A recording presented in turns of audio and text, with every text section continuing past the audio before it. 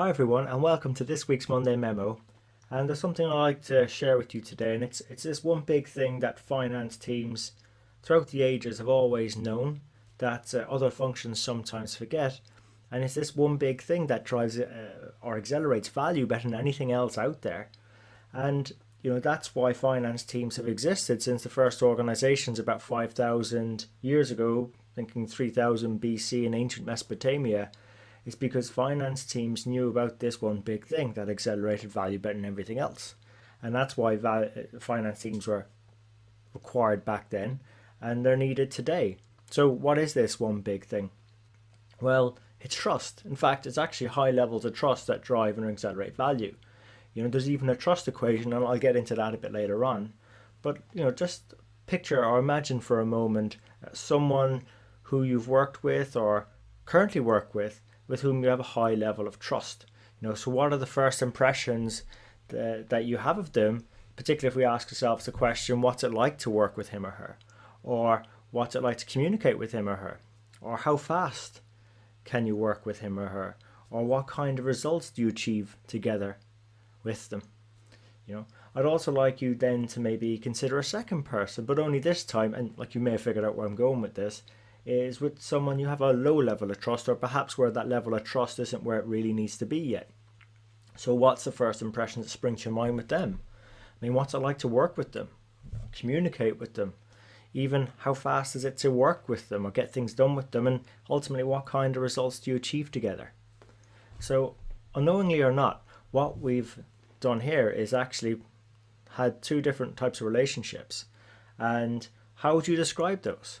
Are they like night and day, successful or unsuccessful? Or perhaps, is it easier, or are you more eager to do work with one of them and actively try and avoid doing work with the other person or minimize your time with them?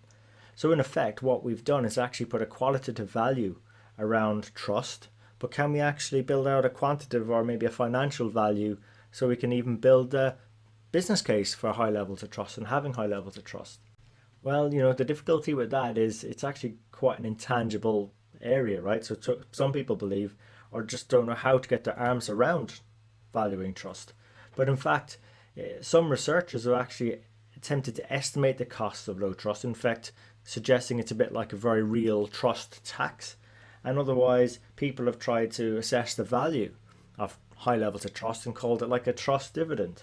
So there are people who have tried to quantify this. For instance, in 2004, one estimate put the cost of complying with the US federal rules and regulations alone in the United States. They put that cost due to a lack of trust at about $1.1 trillion a year, which is more than 10% of their gross domestic product at the time.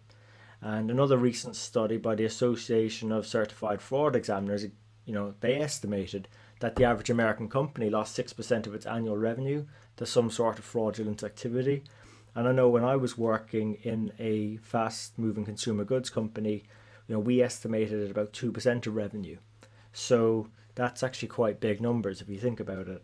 And then you've got the dividends from having high trust environments or teams. So there was a research done by FTSE Russell. They discovered that if you invested in publicly traded companies featured on the 100 best companies in the Great Place to Work list every year, and then divested the stock and then reinvested in the new ones or new companies in the top 100, you'd actually have returns that were 3 times greater than that of the general market. And there was another study done in 2015 by Interaction Associates which shows that high trust companies generated 2.5 times more revenue growth than low trust organizations. So there are people out there who have tried to quantify trust, but finance, we've always known this. In fact, we've tried to break it down to an equation. It's actually quite in our DNA. It's quite intuitive. So what we've done is, whether the numbers are financial or non-financial, we've always aimed to drive decision makers towards better decisions. We've always aimed to provide assurance that those numbers are as complete and accurate as they can possibly be.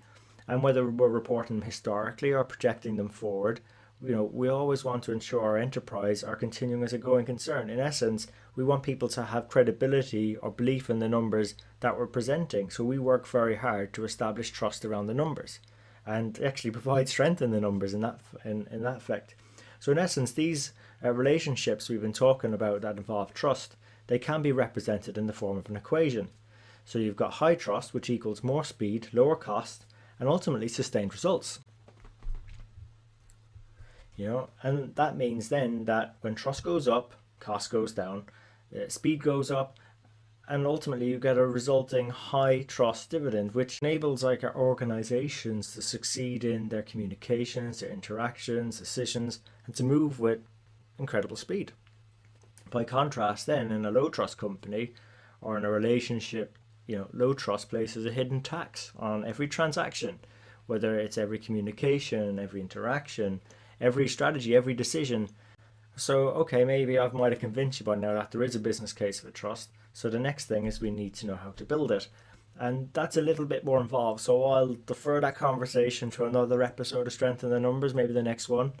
But I do want to point out there is a reason why we bring the guest mentors onto the show, because the guest mentors believe that finance will continue to play a role in driving trust and improving trust in our organizations, in our numbers. We have a significant role to play, particularly if we want to become more influential and solve meaningful problems faster and at lower cost. And these episodes are free, so they're low cost, and they allow you then, if you take on board what our guest mentors are saying and review the detailed timestamp show notes about the relevant points they're making, you can then use that insight, trust in those insights to go on and have fun, successful and rewarding careers in accounting and finance. So I hope you've enjoyed this episode.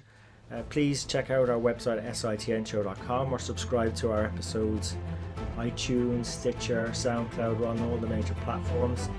And until next time, take care of yourselves and keep building our strength in the numbers.